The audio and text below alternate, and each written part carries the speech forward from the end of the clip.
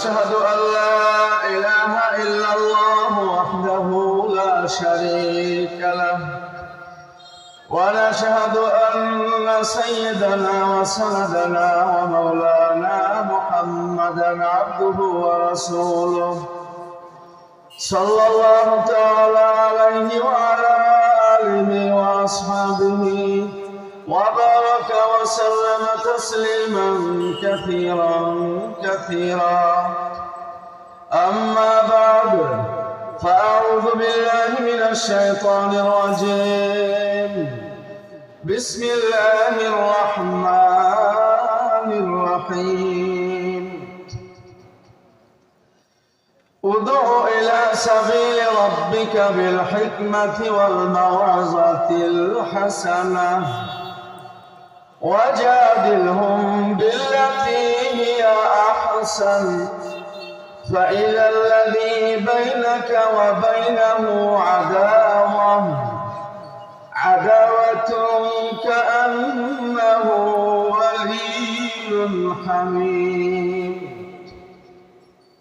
وقال النبي صلى الله تعالى عليه وسلم بعثت معلما ولأتمم مكارم الأخلاق.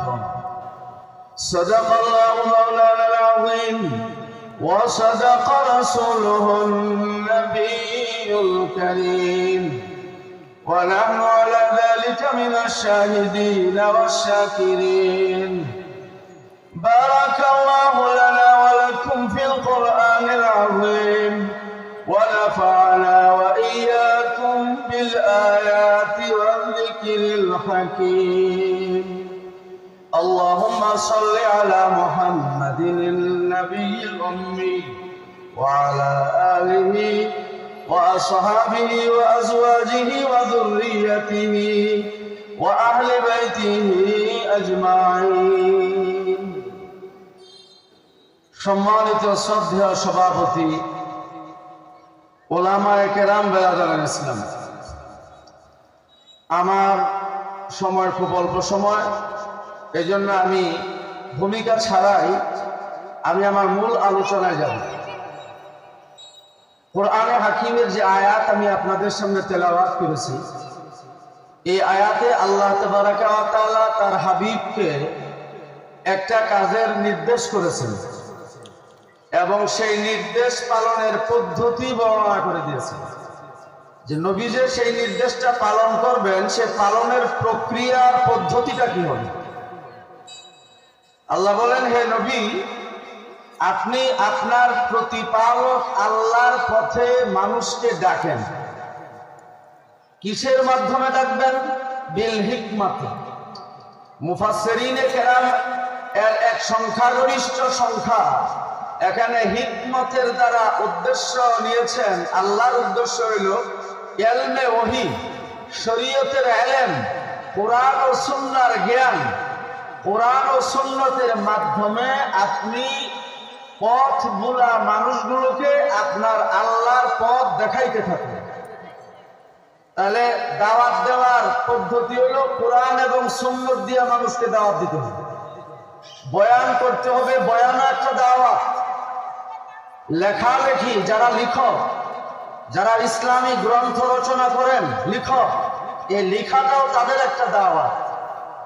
যারা মুফতি ফতোয়া দেন, এই ফতোয়া দেওয়াটাও তাদের একটা দাওয়াত। যারা তাবলীগ করেন, এটাও দাওয়াত। যারা দাওয়াত ইলাল্লাহ করেন, এটাও দাওয়াত। যারা মুনাজারা করেন, মুনাজারা বাতিল পন্থীদের সঙ্গে তর্ক অনুষ্ঠান করেন, এটাও একটা দাওয়াত। মুয়াজ্জিন সাহেব আযান দেন, এটাও একটা দাওয়াত। আযান দাওয়াতে তাম্মা বলা হয়েছে। হাদিস শরীফের মধ্যে রাসূলুল্লাহ সাল্লাল্লাহু আলাইহি ওয়াসাল্লাম বলেন, মুয়াজ্জিনের আযান শেষ হইলে যে ব্যক্তি এই দোয়াটা পড়বে, তার আমলনামার সমুদ্রের ফেনা পরিমাণ গুনাহ থাকলেও আল্লাহ মাফ করে দিবেন। আল্লাহুম্মা রাব্বা হাযিহি দাওয়াতি তাম্মা, হে আল্লাহ, এই পরিপূর্ণ আহ্বানের প্রতিপালক, ওয়াস সালাতিল কায়েমা, শাশ্বত নামাজের প্রতিপালক, আতি আপনি দান করুন মুহাম্মদুর রাসূলুল্লাহকে ওসিলার মর্যাদা, যার ওসিলায় কাল হাসরের ময়দানে অনেক জাহান্নামী জান্নাত লাভ করবে, যার ওসিলায় নবী আলাইহিস সালামের ওসিলায় আল্লাহ তাআলা হাসরবাসীর সামনে বিচার কার্য পরিচালনা করার জন্য বসবে। যেদিন আল্লাহর সামনে কারো কথা বলার অধিকার থাকবে না, একমাত্র নবীজিকে আল্লাহ পারমিশন দিবেন, নবীজি আল্লাহর কুদরতের পায়ে সাজদায় করবেন, আল্লাহর নবীকে আল্লাহ বলবেন, ইরফা রাসাত, হে দুস্থ আপনি কেন আমার কুদরতের পায়ে মাথা নোয়াইছেন, মাথা উঠান, সাল আপনি আবেদন করুন, আপনার আবেদন পূরণ করা হবে, আপনি বলেন আমার কাছে আপনার দাবি শোনা হবে, আপনি সুপারিশ করেন তুষাফা, আপনার সুপারিশ গ্রহণ করা হবে। তো আযান দাওয়াত, এখানে দাওয়াত ইলাল্লাহর পদ্ধতি হলো যারা কোরআন এবং সুন্নাত জানেন তারাই বয়ান করবেন। কোরআন সুন্নাতের বিশুদ্ধ জ্ঞান যাদের আছে, যাদের আকীদা সহিহ, যাদের বিশ্বাস বিশুদ্ধ বিশ্বাসে বিশ্বাসী, যাদের বিশ্বাসের জগতে অশুদ্ধ কোনো বিশ্বাস আছে, এদেরকে কোরআন সুন্নাহর মজলিসে দাওয়াত দেওয়া হারাম এবং এদেরকে দিয়ে কথা বলানো জায়েজ নাই। এই জন্য আকীদা দুরুস্ত লাগবে, এটা খুব খেয়াল রাখবেন। কোরআন এবং সুন্নতে আকীদার উল্লেখ আছে, ইবাদাতের উল্লেখ আছে, মুআমালাতের উল্লেখ আছে, মুআশারাতের উল্লেখ আছে, আখলাকের উল্লেখ আছে। আমি বুঝছি আপনাদের জন্য আমার এই 5টা পরিভাষা বোঝা কষ্ট হয়ে গেছে মনে হয়, এই জন্য আমি এখন তরজমা করছি। আমরা আল্লাহকে বিশ্বাস করি না সবাই, এর নাম ঈমান বিল্লাহি ওয়াহদা। আমরা না দেখে অনেক কিছু বিশ্বাস করি না, এটার নাম ঈমান বিল গায়ব। আমরা না দেখে কি কি বিশ্বাস করি? আল্লাহকে দেখি নাই, রসুল দেখি নাই, কিতাব দেখি নাই, আসমানি কিতাব আগের গুলো দেখি নাই, ফেরেশতা দেখি নাই, আমরা কবর দেখি নাই। যারা মৃত্যুবরণ করেছেন তারা দেখছেন, আমরা যারা মারা যাই নাই তারা কি কবর দেখেছি? কিন্তু বিশ্বাস করি না, এটার নাম ঈমান বিল গায়ব। কাজে যারা বলে যা দেখি না তা বিশ্বাস করি না, এটা কোনোদিনও মুসলমান আর ইমানদারের কথা হতে পারে না। কোরআন তাদেরকে রাস্তা দেখাবে না, কোরআন তাদেরকে পথ দেখাবে না। যাদের আল্লাহর কথার প্রতি আস্থা নাই, আল্লাহর কথার প্রতি বিশ্বাস নাই, আল্লাহ যাদের চারিত্রিক সনদ দিলেন, আল্লাহ যাদের প্রতি সন্তুষ্টির ঘোষণা দিলেন, আল্লাহ যাদেরকে ক্ষমার ঘোষণা দিলেন, আল্লাহর ঘোষণার পরেও যারা ওই সকল ব্যক্তিদেরকে মাইনা নিতে পারে না, তাদের ব্যাপারে কথা বলে, তাদেরকে কটাক্ষ করে, তাদেরকে তুচ্ছ করে, তাদেরকে অবহেলা করে, তাদের ঈমান আকীদা নিয়ে প্রশ্ন তুলে, এদের জন্য কুরআন কিয়ামত পর্যন্ত পথ প্রদর্শক নয়। মুসলমান তার অরিজিনাল দুশমন ছিল না, মুসলমান তার প্রকৃত শত্রু ছিল না। মুসলমানের প্রকৃত শত্রু মুসলমানের ঘরেই বাস করে। মুসলমান তার প্রকৃত শত্রুকে যতদিন না চিনবে ততদিন মুসলমানের ঐক্য সম্ভব নয়। আর মুসলমানের ঐক্য যতদিন হবে না ততদিন ইসলামী খেলাফত কায়েম করা সম্ভব নয়। এখন যা দেখতেছেন, আমরা উলামায়ে কেরাম একসাথে চলি, একসাথে কথা বলি, একসাথে আমরা হুঙ্কার দেই, একসাথে সুসংবাদ দেই, একসাথে বিধি প্রদর্শনমূলক কথা বলি, কিন্তু ভেবে দেখা উচিত না জানি আমাদের বৈচিত্র্যের মাঝে ঐক্যের স্বর কিনা, আমাদের বৈচিত্র্যের মাঝে ঐক্যের স্বর কিনা। বৈচিত্র্যের মাঝে ঐক্য দেখালে কোনো লাভ হবে না। ঐক্য তো তার প্রকৃত অর্থে ঐক্য হতে হবে। প্রকৃত অর্থে উলামায়ে কেরাম, মুফতিয়ানে আযম, শাইখুল হাদিস, মুহাদ্দিস, বিদগ্ধ উলামায়ে কেরাম, দেশের চ্যাম্পিয়ন উলামা যতদিন পর্যন্ত এক প্ল্যাটফর্মে, এক মঞ্চে, এক আত্মতা ঘোষণা না করবেন ততদিন পর্যন্ত আমার মনে হয় বাংলার জমিনে ইসলামী রাজ কায়েম করা সম্ভব হবে না। সুতরাং আমি অনেক ছোট মানুষ, এত বড় চিন্তা করা আর এত বড় কথা বলা আমার জন্য মানায় না। এরপরে আজকে আমি আমার এলাকা, আপনারা আমার মুরব্বী, আপনাদের সামনে আমি ব্যর্থহীন ভাষায়, দ্বিধাহীন চিত্তে এই কথাটা এই মঞ্চের থেকে স্পষ্ট ঘোষণা করতেছি এবং আমাদের আকাবের উলামায়ে কেরামের কর্ণকুহরেও যেন এই কথাটা আল্লাহ তার গায়েবের সাহায্য দ্বারা পৌঁছিয়ে দেন। উলামায়ে কেরামের ঐক্যের কোনো বিকল্প এখন নাই। মুসলমানের ঐক্যের বিকল্প এখন নাই। এখন সময়, এখন সুযোগ আল্লাহ করে দিয়েছেন। সুযোগ সব সময় আসে না, এটা নিয়ামত। এই নিয়ামতকে যদি বাংলার মুসলমান কাজে না লাগায়, তাহলে মুসলমানের কপালে আরো এর চাইতে কঠিন থেকে কঠিন দুর্দশা রয়েছে। মেরে ভাই, আমরা সবাই এক পরিবারের, আমরা সারা পৃথিবীর ইমানদার এক পরিবারের, ঠিক না বলেন? ইন্নামাল মুমিনুনা ইখওয়ান, ইন্নামাল মুমিনুনা ইখওয়ান। আল্লাহ বলেন সারা দুনিয়ার ইমানদাররা ভাই, সারা দুনিয়ার ইমানদাররা ভাই। কাজে ভাই ভাইয়ের সাথে যেমন আচরণ ব্যবহার, একজন ইমানদারের অন্য ইমানদারের সঙ্গে তেমন আচরণ হওয়া চাই। ও ভাইয়ের আমার, আজকের সারা দুনিয়া চলার কথা ছিল কুরআন সুন্নাহর শাসন মাইনা। কুরআন সুন্নাহর শাসনে শাসিত হবে পৃথিবী। এর জন্যই আল্লাহ আব্বা জানকে সৃষ্টি করেছেন। তা না হলে আব্বা জানকে আল্লাহ জান্নাতে রাখতেন। আব্বা জানকে জান্নাতে আল্লাহ এক বৃক্ষের ফল নিষিদ্ধ করলেন। শয়তান প্ররোচনা দিয়ে আব্বা আম্মাকে সেই বৃক্ষের ফল খাওয়াইয়া জান্নাত থেকে বহিষ্কার করে দিলেন। এটা কি আমাদের আব্বার দোষ? এটা কি আমার আব্বার গুনাহ? হযরতে সাইয়্যিদুনা মুসা কালিমুল্লাহ নাম শুনছেন? আব্বাজান আদমের সঙ্গে একবার দালিলিক তর্ক হয়েছিল। আব্বাজানকে মুসা কালিমুল্লাহ বললেন, তো মুসা কালিমুল্লাহ তো আমাদের আব্বাজানের সন্তানই, যে আপনি আমাদের বাবা, মানুষের পিতা, আখরাস্তান নাস ওয়া আহবাত্তান নাস বিখাতিআতিকা, আপনি আমাদিগকে আপনার একটা ভুলের কারণে জমিনে পাঠিয়েছেন। আপনি যদি এই ভুলটা না করতেন, আপনার জমিনে আসতে হতো না, আমাদেরও আসতে হতো। আব্বাজান বললেন যে তুমি এটা কোথায় পেয়েছ? কয় তাওরাতে। কি পেয়েছ? ফাআসা আদামু রাব্বাহু ফাগাওয়া, যে আদম তার রবের নাফরমানি করলো, ফলেতে বিপদগামী হলো। কয় তাওরাতে। তাওরাত আমার সৃষ্টির কত বছর আগে লেখা, এটা তাওরাতে আছে। আব্বাজান জিজ্ঞাসা করলেন ছেলেকে, ছেলে মুসা বললেন 40 বছর আগে। আমার সৃষ্টির 40 বছর আগে যে কাজটা করা আমার জন্য আল্লাহ আগেই ফাইনাল সিদ্ধান্ত করে রেখে দিয়েছেন, তা আমি করলে দুষ্কি? এটা আমি করব, এটা আমার সৃষ্টির আগে আল্লাহ রেখে দিয়েছেন। তাহলে মুসা কালিমুল্লাহ আব্বাজানকে ঠকাইলেন, আপনার একটা ভুলের কারণে আমরা দুনিয়াতে আসলাম।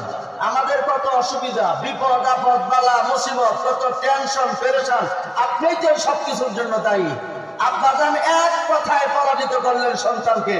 তাওরাতে, তাওরাত আমার সৃষ্টির আগে কত বছর আগে লেখা? 40 বছর। আব্বাজান বললেন আফাতালুমুনি আলাইয়া আলা আমরিন কাদ কাতাবাহুল্লাহু আলাইয়া ক্বাবলা আইয়াখলুকানি 40 সানা। তুমি আমাকে এমন একটা কাজ দিয়ে তিরস্কার করছো, যে কাজ করাটা আমি আমার জন্য আমার আল্লাহ আমার সৃষ্টির 40 বছর আগে লিখে রেখেছে। ফাহাজ্জা আদম মুসা, আদম আলাইহিস সালাম মুসা আলাইহিস সালামের উপর জয়লাভ করলেন। তো আব্বাজানকে আল্লাহ দুনিয়াতে সৃষ্টি করেছেন কেন? আল্লাহর আইন জমিনে প্রতিষ্ঠিত করবার জন্য। আমাদের বাংলাদেশে কি আল্লাহর আইন প্রতিষ্ঠিত আছে? না শয়তানের আইন, না তাগুতের আইন, ইবলিসের আইন, মানব রচিত আইন, মানুষের চিন্তার আইন, মানুষের বুদ্ধির আইন। অথচ আপনার বুদ্ধি দিয়া কি জমিন চলবে? আপনার জ্ঞান দিয়া কি জমিন চলবে? না কোরআনের আইনে জমিন চলবে? কোনটা? আল্লাহ বলেন কোরআনে যারা আল্লাহর আইন দিয়া জমিন শাসন করলো না, তারা জালেম। এক আয়াত। আরেক আয়াতে আল্লাহ বলেন উলাইকা হুমুল কাফিরুন, তারা কাফের। আরেক আয়াতে বলেন উলাইকা হুমুল ফাসিকুন, তারা ফাসিক। কাজে কোরআন সুন্নাহর বাইরে যারা দেশ চালায়, কোরআন সুন্নাহ ছাড়া যারা বিচার বিভাগ চালায়, কোরআন সুন্নাহ ছাড়া যারা বাণিজ্য মন্ত্রণালয় চালায়, কৃষি মন্ত্রণালয় চালায়, শিক্ষা মন্ত্রণালয় চালায়, স্বরাষ্ট্র মন্ত্রণালয় চালায়, পররাষ্ট্র মন্ত্রণালয় চালায়, সকল মন্ত্রণালয়ের পরিচালনা করার বিশদ জ্ঞান কোরআন এবং সুন্নতে আছে কি না বলেন? ইসলাম কি শুধু নামাজ, রোজা, হজ, যাকাত, মসজিদ চালানি আর মাদ্রাসা প্রতিষ্ঠা করার মধ্যেই। ইসলাম কি রাষ্ট্র পরিচালনার মধ্যে নাই? নবী কি রাষ্ট্র পরিচালক ছিলেন না? হযরত আবু বকর কি রাষ্ট্র পরিচালক ছিলেন না? হযরত ওমর কি রাষ্ট্র পরিচালক ছিলেন না? হযরত উসমান কি রাষ্ট্র পরিচালক ছিলেন না? হযরত আলী কি রাষ্ট্র পরিচালক ছিলেন না? হযরত আলী কি বলেছেন? উনিও তো একজন রাষ্ট্রনায়ক ছিলেন। তিনি বলেছেন, রাষ্ট্রের কোন ক্ষুধার্ত ব্যক্তি যদি ক্ষুধার কারণে চুরি করে, তাহলে ওই চুরের হাত নয়, রাষ্ট্র প্রধানের হাত কেটে দাও। এটা কার কথা? কোরআনের আইন। السارق والسارقة فاقطعوا أيديهما جزاء بما كسبا نكالا من الله السارق والسارقة فاقطعوا أيديهما এটা কোরআনের আইন। চোর এবং চোরনির হাত কেটে দাও। তো রাষ্ট্রের কোন নাগরিক যদি চুরি করে ক্ষুধার কারণে, বোঝা গেল রাষ্ট্র পরিচালনায় রাষ্ট্রনায়কদের ব্যর্থতা আছে। কি আছে? এখন যারা রাষ্ট্রনায়ক তাদেরই পেট ভরে না। তাদের বাড়ির দরকার, গাড়ির দরকার, নিজের দরকার। স্ত্রীর আলাদা গাড়ি লাগবে, ছেলের আলাদা গাড়ি লাগবে, নিজের বাড়ি লাগবে, স্ত্রী সন্তানের আলাদা বাড়ি লাগবে। রাষ্ট্র কি তোমার বাপ সম্পত্তি নাকি? হ্যাঁ, বাংলার জমিন কি কারো বাপের? কারো বাপের বিজয়টা কার? খালাকাল আরদা وجعل وخلق لم نجعل الارض مهادا والجبال اوتادا জমিনকে সৃষ্টি করেছেন আল্লাহ। তাহলে মালিক কে? তাহলে আপনি কেন বলেন আপনি বাংলাদেশের মালিক? আপনি কি বাংলাদেশের মালিক নাকি? যে রাষ্ট্রের প্রধান, সে রাষ্ট্রের সবচেয়ে বড় চাকর। রাষ্ট্রনায়ক রাষ্ট্রের সবচেয়ে বড় সেবক। এই অনুভূতি নিয়ে যদি রাষ্ট্রনায়করা রাষ্ট্র চালায়, রাষ্ট্রে কোনোদিনও শান্তি, খাদ্যের অভাব, বস্ত্রের অভাব, চিকিৎসার অভাব, গ্যাসের অভাব, বিদ্যুতের অভাব, কোনো কিছুর অভাব থাকতে পারে না, নিরাপত্তার অভাব থাকতে পারে না। একটা মাত্র শর্ত হলো, রাষ্ট্রনায়ক যদি নিজেকে রাষ্ট্রের সেবক ভাবে। আর এখন তো রাষ্ট্রপ্রধান যেই হয়, সে নিজেকে ক্ষুধা ভাবে। সেকেন্ড ক্ষুধা। কি ক্ষুধা? আর মনে করে জনগণই ক্ষমতার উৎস, জনগণ ক্ষমতার উৎস। এটা কি কোরআনের কথা না কোরআনের বাইরের কথা? কথা বলেন। কাজে আল্লাহর দাওয়াত হইল, আল্লাহর ঘোষণা হইল, সকল ক্ষমতার মূল উৎসকে আলা আন্নাল কুওয়াতা লিল্লাহি জামিআ, আলা ইন্নাল কুওয়াতা লিল্লাহি জামিআ ওয়া কানা আল্লাহু আলা কুল্লি শাইইন মুকতাদিরা ইন্নাল্লাহা আলা কুল্লি শাইইন কাদির। ক্ষমতা দেয় কে? নেয় কে? কুলিল্লাহুম্মা মালিকাল মুলক, মুলকের মালিক, ক্ষমতার মালিক। তুতিল মুলকা মান তাশা, আপনি যাকে চান ক্ষমতা দেন। ওয়া তানজিউল মুলকা মিম্মান তাশা, আর যাকে চান ক্ষমতা তার থেকে ছিনে নেন। ক্ষমতা যদি জনগণই যদি ক্ষমতার মূল উৎস হয়, তাহলে 5ই আগস্ট কেন জনগণ জননেত্রী শেখ হাসিনাকে ফেরাইয়া রাখতে পারবেন না? কাজেই ওখান থেকেও কি আপনাদের ঘুম ভাঙে না? সজাগ হইতে পারেন না? এই আকীদা কুফরি আকীদা, এই মতাদর্শ কুফরি মতাদর্শ, এই আকীদা পোষণ করলে তার ঈমান থাকতে পারে না। এটা কোরআন বলে, আমি বলি না। আমি কোরআনের বাণী আপনাদের কাছে পৌঁছাচ্ছি। আল্লাহর দাওয়াতের উপরে কোনো দাওয়াত নাই। আল্লাহর দাওয়াতের উপরে কোনো দাওয়াত নাই। আল্লাহর পথের দাওয়াত ছাড়া যত দাওয়াত আছে সব পথভ্রষ্টতা, পথভ্রষ্টতা, গুমরাহি, দালালাত, দালালাত। নাটক সিনেমা দেখবার জন্য যারা মাইকিং করে, এরা কবিরা গুনাহ করে, ফাসিক, ফাসিক, পথভ্রষ্ট। বুঝলেন না এই কথাটা? খেলার অনুষ্ঠান দেখবার জন্য যারা মাইকিং করে, প্রচার করে, পথভ্রষ্ট, পথভ্রষ্ট। যাত্রা দেখবার জন্য যারা দাওয়াত দেয়, পথভ্রষ্ট, পথভ্রষ্ট। ক্ষমতাই জনগণই ক্ষমতার উৎস, এই দাওয়াত যারা দেয় তারা পথভ্রষ্ট, পথভ্রষ্ট। নবী আম্বিয়া, আম্বিয়াগণ নিষ্পাপ। বলেন আম্বিয়াগণ নিষ্পাপ। বলেন ওর সঙ্গে, আম্বিয়াগণ নিষ্পাপ। নবীদের কোনো গুনাহ নাই, নবীদের কোনো। নবীদেরকে যারা নিষ্পাপ মনে করে না তারাও পথভ্রষ্ট, তারাও পথভ্রষ্ট, তারাও পথভ্রষ্ট। যারা নবীদের ভুল ধরে, নবীদের দোষ ধরে, নবীদের জীবন চরিত্রে খুব ধরে, এদের চাইতে অপবিত্র, এদের চাইতে দোষী কোনো মানুষ আল্লাহর জমিনে হতে পারে না। এরা আমাদের সমাজে মুসলমানের লেবাস দইরা মুসলমানদের মধ্যে তারা চলে এবং তারা এদেশে ইসলাম কায়েম করতেও চায়। সম্ভব না। আগে আকীদা দুরস্ত করো, নবীগণকে নিষ্পাপ মনে করো। উলাইকাল্লাযীনা হাদাহুমুল্লাহ, যে নবীগণের ব্যাপারে আল্লাহ বলেন যে তাদেরকে আমি হেদায়েত দিছি, আমি এই নবীগণের ব্যাপারে এই গাধার দলের আকীদা বিশ্বাস হইল ওই নবীরাও ভুল করছে, নবীরাও বলে ভুল করছে। এরা আহলুস সুন্নাত ওয়াল জামাতের লোক না, এরা পথভ্রষ্ট, পথভ্রষ্ট, পথভ্রষ্ট। নবীগণ তো বলার কথা, নবীর একজন সাহাবী, নবীর একজন সাহাবীর মতন ইমানদার কিয়ামত পর্যন্ত আসবে। হ্যাঁ আসবে। একটা ঘটনা বলবো আমি, শুনেন। এক সাহাবী মায়েদ আসলামী, নাম কি? উনি জেনা করছেন, জেনা, জেনা, হুজুরের জামানার জেনা, জেনা কইরা নবীর আদালতে নিজে আসামি, নিজে হইয়াই ধরা দিছেন। কেউ দিবে এখন? এখন তো পাপ কইরা যত আড়ালে থাকতে পারে, গোপনে থাকতে পারে, নাহলে কেস মামলা হয়ে গেলে জামিন লওয়ার চেষ্টা করে উকিল কইরা। আর সাহাবী অপরাধ কইরা অস্থির হয়ে গেছে গা, আমার দুনিয়াতে যদি কোরআনের আইনে আমার বিচার না হয় তাহলে আমার উপায় নাই। অন্তর থর থর করতেছে, কাঁপতেছে। সাহাবায়ে কেরাম তো আল্লাহকে ভয় করতেন নাকি? আল্লাহু আকবার। তো নবীজিকে আয়েশা বলতেছেন যে ইন্নী কাদ হালাকতু, হুজুর আমি ধ্বংস হয়ে গেছি। হুজুর বললেন ওমা হালাকাকা, কিভাবে ধ্বংস হইলা? ওয়াকাতু আলা ইমরাআতিন ইন্নী জানাইতু, আমি জিনা করেছি। হুজুর মুখ ঘুরাই নিলেন। হুজুর বললেন তুমি কি পাগল নাকি? এরপরে সুম্মা জাআ মিনাশ শাক্কিল আখার, বলতেছেন যে ইয়া রাসূলুল্লাহ ইন্নী কাদ জানাইতু, আমি জিনা করছি। হুজুর মুখ ঘুরাই নিলেন। হুজুর বললেন তুমি কি পাগল নাকি? আবার তৃতীয়বার আসলেন। হুজুর আমি জিনা করছি। হুজুর আবার বললেন তুমি কি পাগল নাকি?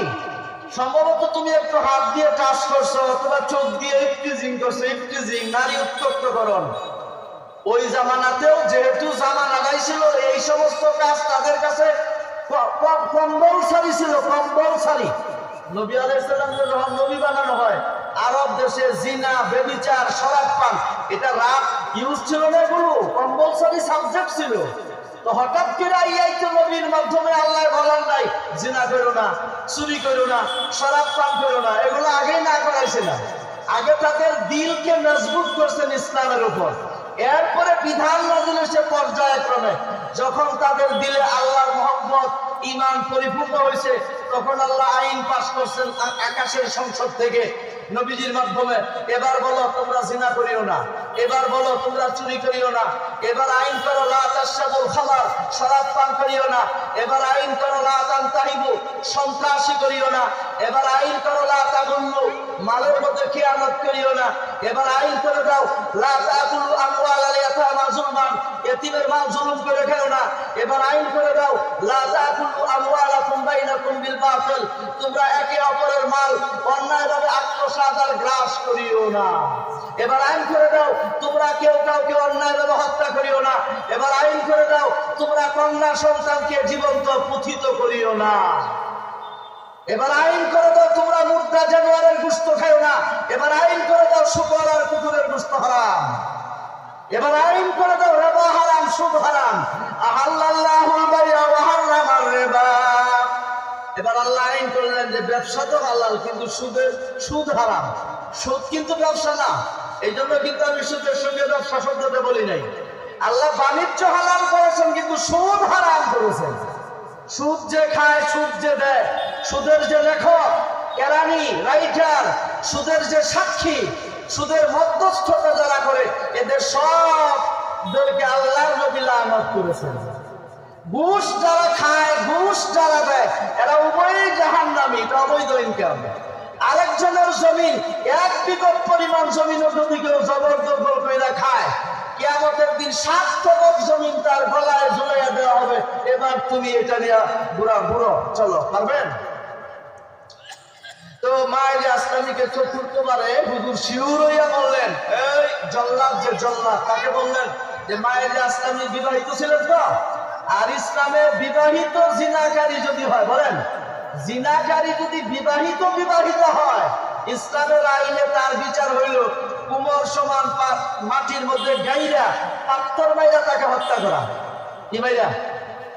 এই আইন কোরআনে আয়াত সহ ছিল, কিন্তু আল্লাহ নবীর মাধ্যমে আয়াতের তেলাওয়াত হওয়াইছেন, বলে তেলাওয়াত রহিত হয়ে গেছে কিন্তু বিধান রয়ে গেছে। আয়াতটা কি ছিল? আশ-শাইখু ওয়াশ-শাইখাতু ইযা যানায়া ফারজুমুহুমা, বুড়া বুড়ি, বৃদ্ধ বৃদ্ধা, তার মানে বিবাহিতা ছেলে মেয়ে যদি, নারী পুরুষ যদি জেনা করে অবৈধভাবে, তো তাদেরকে পাথর মেরে মারা। এ আইন আছে কিন্তু তেলাওয়াত নাই।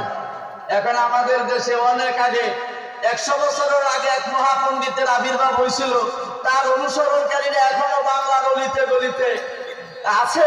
তারা বলে আল্লাহ যে আইনটা করছে, এই আইনে আল্লাহ মানুষের উপর জুলুম করছে। কিরকম মুসলমান তারা আবার মুসলমান, তারা আবার ইসলামের দল, এরা আবার খুদার জমিনে খুদার আইন কায়েম করবো। খুদার আইন মানে না, ওরা কি কায়েম করবা? আর আগে খুদার মানো। ইন্নাল্লাহা লা ইয়াযলিমু মিসকালা যাররাতিন শাইআ, ইন্নাল্লাহা লা ইয়াযলিমু মিসকালা যাররা, আল্লাহ বিন্দু মাত্র পরিমাণ কাউকে জুলুম করবেন না। ইন্নামা তুজজাউনা মা কুনতুম তা'মালুন, ইন্নামা তুওয়াফাউনা উজুরাকুম, তোমরা যে যেমন করছো না কামল ইমানের লাইনে মেহনত, তোমাদের প্রত্যেকের আমল এবং মেহনত অনুযায়ী আমি পুরস্কার দেব। আল্লাহর ইমানের নাম নেই, আপনি কি হুকুমত ইসলামী কায়েম করবেন? আগে আল্লাহকে মানেন। আল্লাহ কি জালেম? বলে আল্লাহ কি জালেম? সবাই বলেন রব্বুল, আল্লাহ জালেম না। আল্লাহ ওয়ামাল্লাহু বিযাল্লামিল লিল আবিদ ওয়া লাইসা বিযাল্লামিল লিল আবিদ। আল্লাহ জালেম নন, আল্লাহ আদেল, আল্লাহ ন্যায়পরায়ণ, আল্লাহ ইনসাফওয়ালা, আল্লাহ রহমওয়ালা, আল্লাহ দয়াওয়ালা, আল্লাহ মায়াওয়ালা, আল্লাহ মমতাওয়ালা। আর এরা বলে আল্লাহ জুলুম করছেন। নাউজুবিল্লাহ বলেন। আচ্ছা, মজার কথা শুনেন, মায়ের আসলামীকে দইরা নিয়ে মদিনার মসজিদে নববীর আশেপাশে সামনাসামনি একটা জায়গা, প্রস্তরময় জমিন, যেটাকে হাররা বলা হয়, হাররা। এখানে ইসলামী দণ্ড বিধানগুলা কায়েম করা হইতো, বাস্তবায়ন করা হইতো।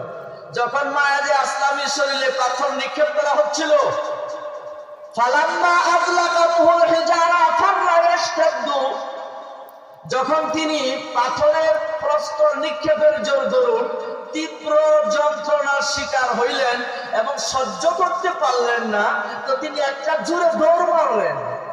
কি মারলেন? পাথর যখন মারতেছে কয়েকজন একবারে উপর জুপুরি, তো যন্ত্রণা আছে না, এটার যন্ত্রণা, এটার তীব্রতা, হিট সহ্য না করতে পেরে উনি দৌড় দিলেন দ্রুত। আরে জল্লাদরাও তার পিছনে দৌড়ানি শুরু করলেন, দৌড়া মাইরেই ফেলছে। কথা বুঝেন?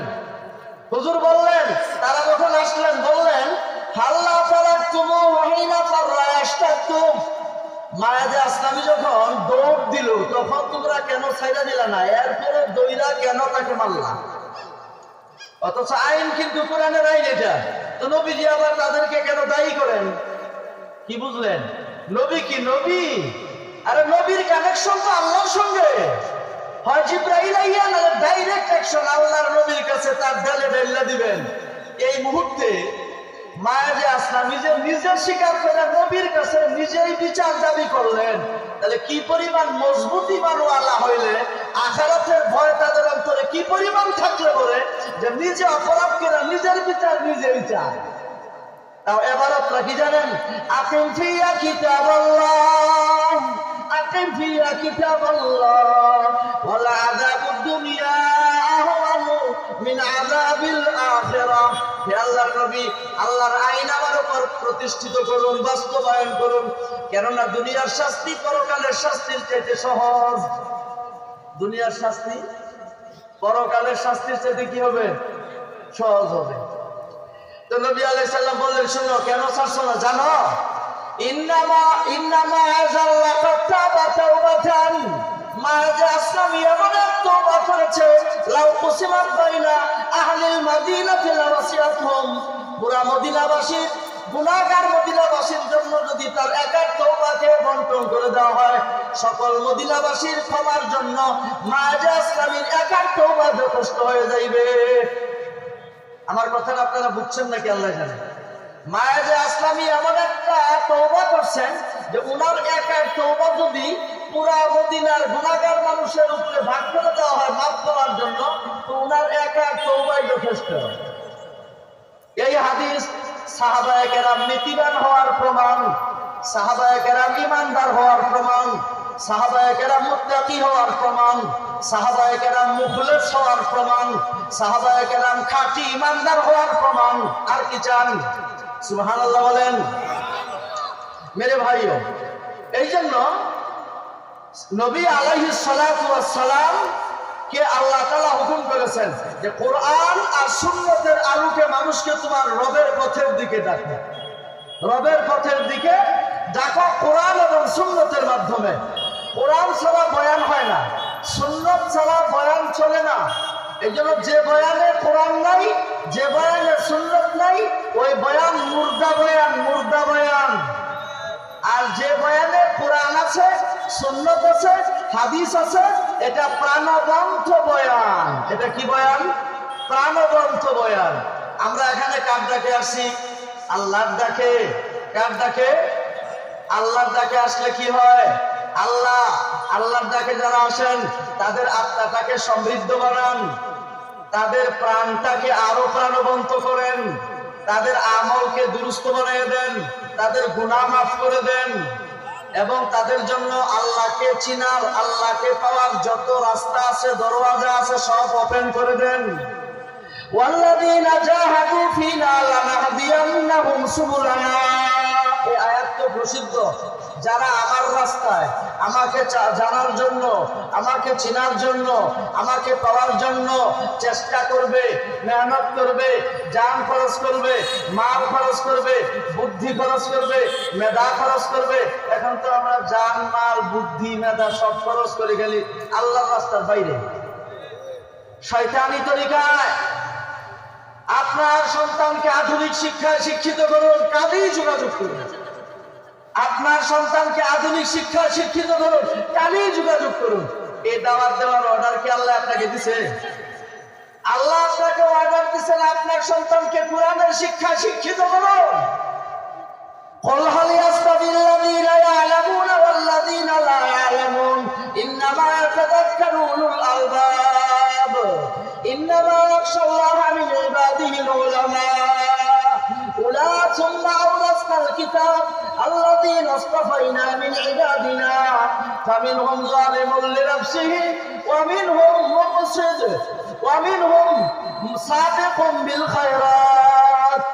কোরআনের ইলম হাসিল করার পরে আপনার দায়িত্ব হলো নিজে আমল করা, জাতির কাছে পৌঁছানো এবং জাতিকে আমল করার জন্য উদ্বুদ্ধ করা। এটা উলামায়ে কেরামের কাজ। বলেন, আলেমরা পিছনে থাকার ব্যক্তি না সামনে থাকার ব্যক্তি? কোথায়? আলেমরা ইমামতি করে নাকি জাহেলরা ইমামতি করে? ডাক্তার ইঞ্জিনিয়াররা ইমামতি করে না আলেমরা করে? তাহলে আলেমরা তখন ইমামতি করে, তাদের নাম কি? ইমাম। ইমাম কি পিছনে থাকে না সামনে? এটা আলেমদের দুনিয়ার মর্যাদা, এটা আলেমদের কোথাকার মর্যাদা? বলেন, ইয়া উম্মুল কওমা আকরাউহুম লিকিতাবিল্লাহ। জাতির নেতৃত্ব দেবে, জাতির ইমামতি করবে মসজিদেও, সমাজেও, রাষ্ট্রেও। তারা বলেন, সমাজে, রাষ্ট্রে, মসজিদে, থানায়, টিউনো অফিসে, এসিলেন্ট অফিসে, ডিসি অফিসে, সচিবালয়ে নেতৃত্ব করা যাবে। এটার মাপকাঠি কি? এই মাপকাঠি কি অক্সফোর্ড পড়লে জানবেন, ক্যামব্রিজে পড়লে জানবেন, বুয়েটে পড়লে, চুয়েটে, কুয়েটে, রুয়েটে, ঢাকা ইউনিভার্সিটিতে এটা জানাবে? এই সবক নিতে হলে কোরআন এবং সুন্নতের প্রতিষ্ঠানে আপনাকে পড়তে হবে। হযরত আবু মাসউদ আনসারী বদরি সাহাবী, বদরের যুদ্ধে অংশগ্রহণকারী সাহাবী, তার থেকে রওয়ায়াত রাসূলুল্লাহ সাল্লাল্লাহু আলাইহি সাল্লাম বলেছেন, ইয়া উম্মুল কওমা আকরাউহুম লিকিতাবিল্লাহ, জাতির ইমামতি করবে জাতির মধ্যে যার যত বেশি কোরআনের জ্ঞান আছে। অথচ এখন জাতি বলে কি, আলেম উলামা যারা কোরআন পড়ে পড়ায় বুঝে পেয়ারার মাথার কিছুই নাই, এদের কোন আকল বুদ্ধি রাষ্ট্র পরিচালনা করার ক্যাপাসিটি এদের আছে নাকি? রাষ্ট্র পরিচালনা করার জ্ঞান আছে এদের? মনে হয় এদের রাষ্ট্র পরিচালনার জন্য ইসলামে অধ্যায় নাই। আল্লাহ বিদায় হজের ভাষণে, বিদায় হজের সময় দশম হিজরীতে আয়াত নাযিল করলেন, তোমাদের জন্য আমি তোমাদের দিনকে পরিপূর্ণ করে দিলাম। তাহলে দিনের পরিপূর্ণতার মধ্যে রাষ্ট্র পরিচালনা কেমনে করবেন সেটা কি নাই? ইসলামী রাষ্ট্রে, ইসলামী সিয়াসতে গণতন্ত্র নাই, রাজতন্ত্র নাই, সমাজতন্ত্র নাই, পুঁজিবাদী নাই, সেকুলার নাই, এগুলো নাই। ইসলাম, ইসলামী সিয়াসতের মূল সবক হইল শুরা। শুরা বুঝেন? পরামর্শ। দেশের নাম্বার ওয়ান ইমানদার যারা, নাম্বার ওয়ান মুমিন মুসলমান যারা, এরা পরামর্শ করে যাকে প্রধান করবেন তিনি প্রধান। ইসলামী রাষ্ট্রে, ইসলামী রাষ্ট্রের ব্যবস্থাটার একটা ইতিহাস সংক্ষিপ্ত হাদিসের লোকে আপনাদেরকে শোনাই। আলেমরা ক্ষমতার লোভে লোভী না, আলেমরা এমপি মন্ত্রী হতে চান না, আলেমরা কোরআনের শাসনের জন্য মেহনত করতেছেন।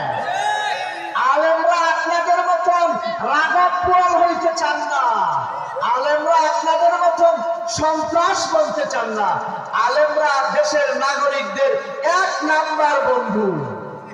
আলেমরা যদি দেশনায়ক হয় তাহলে এদেশের মধ্যে শান্তি, নিরাপত্তা, খাদ্যের ভারসাম্যতা, চিকিৎসার ভারসাম্যতা, শিক্ষার ভারসাম্যতা, কৃষিখাতের ভারসাম্যতা, ব্যবসায় ভারসাম্যতা, দ্রব্যমূল্য নিয়ন্ত্রণকরণ, সবকিছুতে স্বাভাবিক অবস্থা চলে আসবে।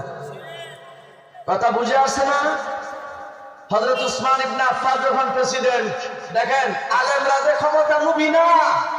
আপনারা জানেন ইতিহাস, রাসূলের ইন্তেকালের পরে আবু বকর সিদ্দিক সর্বসম্মতভাবে খলিফা, প্রেসিডেন্ট।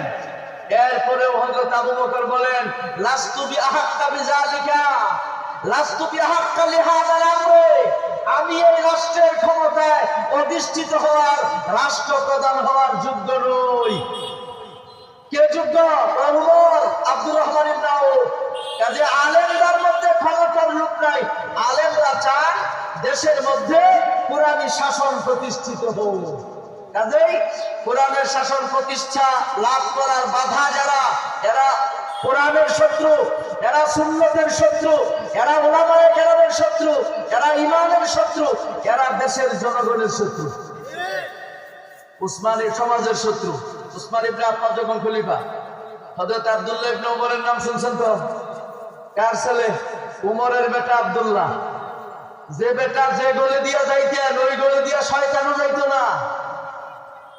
যে বেটা নবীর মজলিসে গেলে নবীর দরবারে পূর্ব থেকে বসে থাকা নারীরা যারা মাথায় কাপড় ছিল না, হযরত উমরের পায়ের ধ্বনি শোনা, আওয়াজের ধ্বনি শোনার সাথে সাথে মাথা ডাকতো, মুখ দেখে নিতেন। অথচ এতক্ষণ নবীর সামনে হযরত উমর ইবনে খাত্তাব বললেন, হে আদুব্বাতি আনফুসিহিন্না, হে দুশমন মহিলারা, তোমরা নিজেরাই নিজেদের দুশমন। ইয়া আদুব্বাতি আনফুসিহিন্না আতাহাবনানি, তোমরা আমাকে ভয় পাও। ওয়া ফীকুন্না রাসূলুল্লাহ, অথচ তোমাদের মধ্যে রাসূল বসা, রাসূলের সামনে এতক্ষণ তো ভালোই ঠুট লড়াইলা, খুব কথা বললা, মাথায় কাপড় নাই, কাঁধে কাপড় নাই, উন্না নাই, আর আমারে দেখে মাথা কাপড় দিয়া ডাকলা, মুখ কাপড় দিয়া ডাকলা। হযরত উমরকে দেখে শয়তান ও ডরাইতো। বেডেলে কয় কি, আপনারা ডরাইতাম না, আনতা আফাজু ওয়া আগলাজু, আপনি খুব কড়া মানুষ, আপনার মেজাজ খুব কড়া, তেজি মানুষ, ভাষা খুব শক্ত, ভয় লাগে আমাদের। রাসূল মুস্কি মুস্কি হাসতেছেন। হুজুর বলতেছেন যে বেদিটা ঠিকই তো বলছে, যে তুমি এমন কোন পথ দিয়ে যাও না, যে পথেই যাও শয়তান ওই পথে যায় না। ইন্না শাইতানা লা ইয়াসলুকু মাসলাকান ফাজ্জান গায়রা ফাজ্জি। শয়তান তুমি যে পথে চলো ওই পথে কে চলে না, কে চলে না ভাই? শয়তানও চলে না। হযরত ওমর তো রাষ্ট্রনায়ক ছিলেন, রাসূলুল্লাহর জামানায় বিচারক ছিলেন, বিচার বিভাগের প্রধান ছিলেন। হযরত আলীও ছিলেন এক সময়। তো তার ছেলে আব্দুল্লাহকে উসমান ইবনে আফফান যখন রাষ্ট্রনায়ক ডাক দিবেন, এই আব্দুল্লাহ ইকজি বাইনান নাস, তুমি বিচার বিভাগের প্রধান বিচারপতি হও। তিনি বললেন, আওয়াতু আফিনি আমিরুল মুমিনিন, আমিরুল মুমিনিন, আমি দোয়াও চাই মাফও চাই। আমরা বলি না অনেক সময়, দোয়াও চাই মাফও চাই, মেহেরবানি করে আমাকে ক্ষমা করুন, আমি এত গুরুত্বপূর্ণ পদে পদস্থ হতে পারবো না। উসমান ইবনে আফফান বললেন, কেন? ফাইন ওমালাকা ইন্না আবাকা কানা ইয়াকজি বাইনান নাস। কি হলো তোমার? তুমি মানুষের মধ্যে বিচার করতে পারবে না কেন? তোমার আব্বা তো বিচার করছেন কোরআনের আইনে। আব্বা করুক। আমি রাসূলুল্লাহ থেকে একটা হাদিস শুনছি, সেটা কি? মান কাযা বাইনান নাস বিল আদল, মান বুল্লিয়া কাযা বাইনান নাস, যাকে মানুষের মধ্যে বিচার বিভাগে অধিষ্ঠিত করা হলো, ফাকাযা বিল আদল, অতঃপর সে ইনসাফ ভিত্তিক বিচার করলো। ইনসাফের বিচার কোনটা বলেন তো? কোরআনে বর্ণিত বিচারই হলো ইনসাফের বিচার। আমাদের সমাজে তো বিচারে ইনসাফ নাই। ধনী মানুষ যদি চুরি করে তার বিচার নাই, গরিব মানুষ চুরি করলে তার বাজারে ফাইন্দা হাজার হাজার মানুষ জমা হয়েছে। গরিব মানুষের কোন মেয়ে যদি অবৈধভাবে বাচ্চা পেতে যায়, এটা তো একটা গ্রামের ভাষার খুব নোংরা ভাষা কয়। আর ধনীদের মধ্যে যদি কারো হয়, এটা অসুস্থ, টিউমার হয়েছে, অপারেশন করতে হবে। অথচ আল্লাহর নবী বিচার বিভাগে এই বৈষম্যতা দূর করেছেন। বুঝে আসছে কথা? ওইটা বলে শেষ করি। হযরত আব্দুল্লাহ এই হাদিসটা উসমানকে শুনিয়ে দিলেন যে বিচার ইনসাফের সাথে করলেও তার জন্য উচিত সেই জন্য বিচার বিভাগের থেকে নিজেকে গুটাইয়া রাখে, ওটাতে যেন না যায়, পার্থপক্ষে যথাসম্ভব বিচার বিভাগে যেন না যায়। কথা বুঝছেন? আরেকটা হাদিস শোনাই। নবীর যুগে বনু মাখজুম গোত্র মক্কার এক সম্ভ্রান্ত বংশ, কুরাইশ বংশের মতো। আন্নামরাআতাম মিনাল মাখজুমিয়্যা সারাকা, বনু মাখজুম গোত্রের এক নারী চুরি করছেন, বিচার হলো হাত কাটা। এবার কুরাইশ বংশের লোকেরা খুব টেনশনে, আহান্নাতহুম শানুল মারআতিল মাখজুমিয়্যা, কি করা যায়, কি করা যায়, তার বিচারটা কিভাবে অফ করানো যায়, মুলতবি করানো যায়, বাতিল করানো যায়, বানচাল করানো যায়। রাসূলুল্লাহর সঙ্গে ব্যাপারে কাকে দিয়ে কথা বলানো যায়? কুরাইশ বংশের লোকেরা স্থির করলেন, হুজুরের আদরের দুলাল আছে একজন, পালক পুত্রের ছেলে নাতিন উসামা ইবনে যায়েদ, হুজুরের সঙ্গে একবারে অ্যাভেলেবেল, খুব খোলামেলা ব্যবহার, খুব আদরের। নবীজির নাতিন পালক পুত্রের ছেলে উসামা। কালু ওয়া মান ইয়াজতারি আলাইহি ইল্লা Usama ibn Zayd, Usama ibn Zayd ছাড়া এত বড় স্পর্ধা দুঃসাহসের কারণ নাই।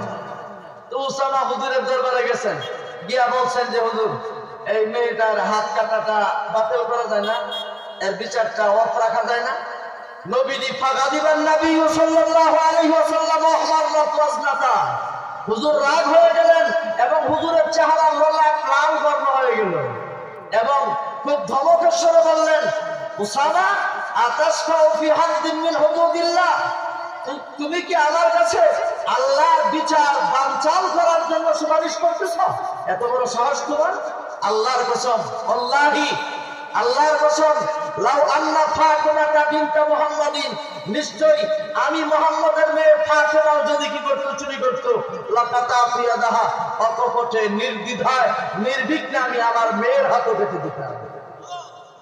দুনিয়ায় আদালত মে তেরে নাম রহেগা, दुनियाए अदालत में तेरे नाम रहेगा, फारूक तेरे नाम से इस्लाम रहेगा, दुनियाए सदाकत में तेरे नाम रहेगा, सिद्दीक तेरे नाम से इस्लाम रहेगा, दुनियाए शुजाअत में तेरे नाम रहेगा, हैदर तेरे नाम से इस्लाम रहेगा, दुनियाए सखावत में तेरे नाम रहेगा, उस्मान तेरे नाम से इस्लाम रहेगा, दुनियाए रियासत में तेरे नाम रहेगा, इब्ने उमर तेरे नाम से इस्लाम रहेगा, दुनियाए फताहत में तेरे नाम रहेगा, इब्ने मसूद तेरे नाम से इस्लाम रहेगा, दुनियाए तफासिर में तेरे नाम रहेगा,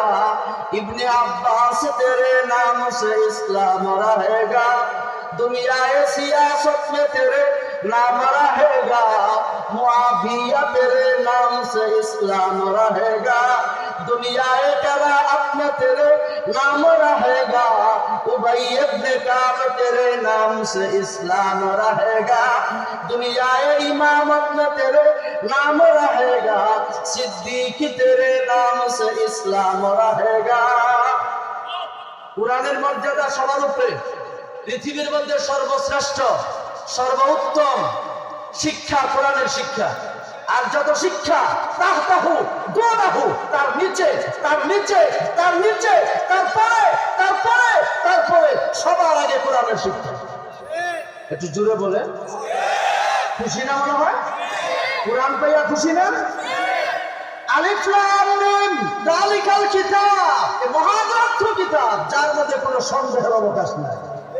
এটা হলো কোরআনের সম্মান। হুদাল লিল মুত্তাকিন, কোরআন মুত্তাকিনদের জন্য ডিরেক্টর। কাদেরকে ডিরেকশন দেয় কোরআন? মুত্তাকি কারা? আমি বলবো না, আল্লাহ বলবেন। কে বলবেন বলেন? এই যে দেখেন পবিত্র কালামের প্রথম সূরা সূরাতুল বাকারা, এটা মদিনায় হিজরত করার পর প্রথম দিকে নাযিল হয়েছে। আলিফ লাম মিম যালিকাল কিতাব। আলিফ লাম মিম হরফ কয়টা? তিনটা। এই হরফগুলো দিয়ে কি বানায়? আরবি শব্দ। আবু জাহাল আরবি সাহিত্যের রাজা, উতবা রাজা, সাইবা রাজা। আল্লাহ নবীর উপর কোরআন নাযিল করছে। কোরআন নাযিল করার পরে কয় এটা তো আল্লাহর পাঠানো কালাম না, মুহাম্মদের বানানো কথা। আল্লাহ চ্যালেঞ্জ করলেন, قل إن كنتم في ريب مما نزلنا على عبدنا فأتوا بسورة من مثله وادعوا شهداءكم من دون الله فإن لم تفعلوا ولن تفعلوا فاتقوا النار التي وقودها الناس والحجارة। যদি তোমরা আমার গোলাম মুহাম্মদের উপরে অবতীর্ণ কালাম নিয়া বিন্দুমাত্র ছোট্ট একটা আয়াত বা সূরা নিয়ে সন্দেহ করো, তাহলে তোমরা তার সাহিত্যিক, মুহাম্মদ অশিক্ষিত, উম্মি নবী, কোনোদিন কোনো মাদ্রাসায় যায় নাই, কোনো মক্তবে যায় নাই, তার কোনো টিচার নাই, টিউটর নাই, তাহলে হ্যাঁ এত সাহিত্যপূর্ণ অলঙ্কিত বাক্য কেমনে বানায়? সে যদি পারে তোমরা পাইতে রাখে। এরা তো সত্যি মেহনত শুরু করে দিল। আবু জাহাল, উতবা, রবিয়া, সাইবা। স্যার সবচেয়ে বড় স্যার হলো আবু জাহাল, হ্যাঁ হলো স্যার লিডার। স্যারের তার কর্মীরা বলে যে এই হেল্পলাইন নেন, ডিকশনারি খুঁজে, আরবি অভিধান গ্রন্থ অন্যান্য দেয়, শব্দ চয়ন করে, বাক্য গঠন করে, অলঙ্কৃত করে থুরাই পাবো। এটা তো আল্লাহর কালাম। আল্লাহর কালামের মতন অলঙ্কৃত কালাম, সাহিত্যপূর্ণ কোনো কালাম পৃথিবীর কোন আরবি সাহিত্যিক বানাইতে পারবে না। এটা কোরআনের মুজিজা। সুবহানাল্লাহ। এই কোরআনে কোনো সন্দেহ নাই। যখন তারা ব্যর্থ হয়ে গেল, আল্লাহ বললেন ফাইল্লাম তাফালু, যদি এই কোরআনের চ্যালেঞ্জে না আসতে পারো, আর পারবাই তো না, ওয়ালান তাফালু, আদৌ পারবে না। যখন পারবেই না, তোমরা ব্যর্থ, কাজেই জাহান্নামী হইও না। এই কোরআনকে মাইন্না নাও। মাইন্না নিলে কোরআন তোমাদেরকে রাস্তা দেখাইয়া দেখাইয়া নিবে। সুবহানাল্লাহ। কাদেরকে দেখাবে? মুত্তাকিনদেরকে বলেন। এখানে আল্লাহ মানুষদেরকে তিন শ্রেণীতে বিভক্ত করেছেন। প্রথম শ্রেণী মুত্তাকিন, মুমিনিন, দ্বিতীয় শ্রেণী কাফিরুন, কুফফার, তৃতীয় শ্রেণী মুনাফিকুন। বলেন শ্রেণী কয়টা? এক নম্বর মুমিনুন মুত্তাকুন, দুই নম্বর কাফিরুন, তিন নম্বর মুনাফিকুন। এদের মধ্যে আল্লাহর সর্বপ্রিয় বান্দা কারা? বলেন। ঈমানদাররা, মুত্তাকিরা। আর নিকৃষ্ট কারা? কাফেররা। সবচেয়ে নিকৃষ্ট কারা? মুনাফিকরা। মুনাফিকরা আল্লাহর কাছে কাফেরদের চাইতেও ঘৃণিত। যে কারণে মুনাফিকদের ঘৃণ্যতা, তাদের দুষ্টমি, তাদের আপনার ধুকামি, প্রতারণা, ছলছাতুরি, ইসলামের শত্রুতার বর্ণনা, তাদের ভৎসনা, তিরস্কার, নিন্দা বর্ণনা করতে গিয়ে আল্লাহ তাআলা সূরা বাকারার একসাথে 13টা আয়াত নাযিল করেছেন। আর কাফেরদের ব্যাপারে মাত্র 2-3টা আয়াত। মুত্তাকি হতে হলে 5 গুণ লাগবে। বলেন কয় গুণ? 1 নাম্বার আল্লাযীনা ইউমিনুনা বিল গায়ব, গায়েবের প্রতি ঈমান আছে না সবারই? আছে? হাত উঠে সাক্ষী রাখি আল্লাহকে। আল্লাহ আমরা গায়েবে বিশ্বাসী, আমরা গায়েবে বিশ্বাসী, আমরা নবীর চরিত্রে বিশ্বাসী, আমরা সাহাবাদের উন্নত চরিত্রে বিশ্বাসী। হাত নামান, আল্লাহ সকলের হাত কবুল করেন। আমরা কবরে বিশ্বাসী, মৃত্যুর পরে পুনরায় জীবিত করবেন তাতে বিশ্বাসী, হিসাবের দিনে বিশ্বাসী, পৌঁছানোতে বিশ্বাসী, মিজানে বিশ্বাসী। হ্যাঁ, 2 নম্বর কাজ ঈমান আনার পরে ওয়ায়ুকিমুনাস সালাত, যারা নামাজ কায়েম করে। কয় ওয়াক্ত? 2 ওয়াক্ত, 3 ওয়াক্ত, 5 ওয়াক্ত। কে ফরজ করেছেন? খামসু সালাওয়াতিন ইফতারাদাহুন্নাল্লাহ, বুখারীর হাদিস। আল্লাহ 5 ওয়াক্ত নামাজ ফরজ করেছেন। কয় ওয়াক্ত? যে 5 ওয়াক্ত নামাজ ভালো করে ওযু কইরা রুকু সাজদা খুশু খুজু ঠিকমতো করবে, রাসূল বলেন কানা লাহু আলাল্লাহি আহাদুন, এটা আল্লাহর ওয়াদা আছে, আইয়াগফিরা লাহু, যে আল্লাহ তাকে maaf করে দিবেন, আল্লাহ তাকে জান্নাতে প্রবেশ করাবেন। ঈমান বিল গায়েবের পরে নামাজ কায়েম করে না, 5 ওয়াক্ত পড়ে না ঠিকমতো, 2-3 ওয়াক্ত, অথবা 5 ওয়াক্ত পড়লেও নামাজে সুন্নাত নাই, ওয়াজিব নাই, ফরজ নাই, এই নামাজ কায়েম হয় না। এদের হাসর হবে ফেরাউন, নমরুদ, কারুন, হামান, এদের সঙ্গে তার হাসর এবং নাসর হবে। মুত্তাকি হওয়ার জন্য 2 নম্বর গুণ। বলেন 2 নম্বর গুণ কি? ইউকিমুনাস সালাহ। হাদিস শুনেন, মান আকামাস সালাহ, যে নামাজ প্রতিষ্ঠা করলো, ফাকাদ আকামাদ দ্বীন, সে দ্বীন প্রতিষ্ঠা করলো। ওয়া মান হাদামাস সালাহ, আর যে নামাজ ধ্বংস করলো, ফাকাদ হাদামাদ দ্বীন, সে দ্বীন ধ্বংস করলো।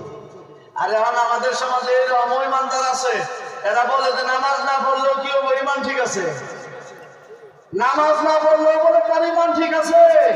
ইসলামের নবী বলে নামাজ না পড়লে দ্বীন ধ্বংস, আর হ্যাঁ বলে নামাজ না পড়লে বলে দ্বীন ঠিক আছে। কথাটা নবীর পক্ষে গেল না বিপক্ষে?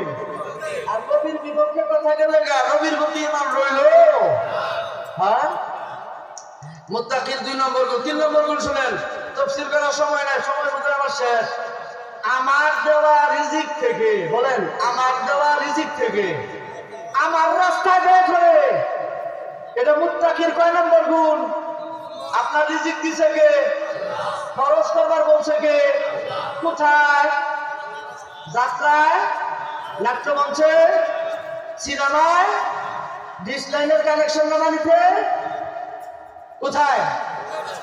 আল্লাহ রাস্তা কি কি? মসজিদ, মাদ্রাসা, মাদ্রাসার ছাত্র, মাদ্রাসার হুজুর, আল্লাহ রাস্তা আর কিছু নাই? কি আছে? গরিব মিসকিনের খবর লন, নিজের আত্মীয় স্বজনদের মধ্যে যারা গরিব তাদের খবর লন। রাস্তা নাই, জনগণ চলতে পারে না, নিজের অর্থ রাস্তা বানাই দেন। একটা মেয়ে বিয়ে দিতে পারতেছে না খরচের কারণে, তার বিয়ের খরচটা চালাই দেন। একটা লোক অসুস্থ, চিকিৎসা করতে পারতেছে না, তার টাকা দেন সেবার জন্য। এগুলো কি আল্লাহর রাস্তা না? বলেন এগুলো কি আল্লাহর রাস্তা না? আল্লাহর রাস্তায় খরচ করা মুত্তাকিনদের 3 নম্বর গুণ। বলেন কয় নম্বর গুণ? 3 নম্বর। আমি ইনশাআল্লাহ অন্য সময় আল্লাহ সুযোগ করলে আবার কথা বলবো ইনশাআল্লাহ। মেহমান তো দূরের, মেহমানদের অধিকার হক বেশি, আমরা তো কাছের যে কোনো সময় কথা বলতে পারবো।